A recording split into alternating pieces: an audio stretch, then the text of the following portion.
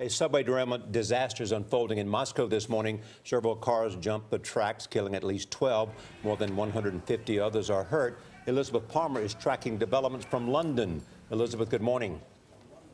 Good morning, Charlie. Yes, this terrible accident happened this morning at rush hour in the world's busiest subway network. As the wounded were carried out of the station and helicoptered to the hospital, Russians, whose subway system has been in the past targeted by terrorists, worried that they'd been hit again.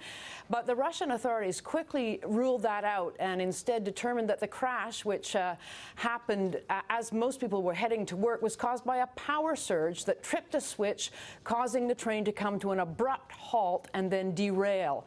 Inside the tunnels, at least 3 cars were concertinaed into a pile, completely blocking the track. Witnesses reported feeling a huge bang and then a jolt. The rescue workers are saying they haven't yet got to the first carriage involved in the crash and that there may be more people trapped inside.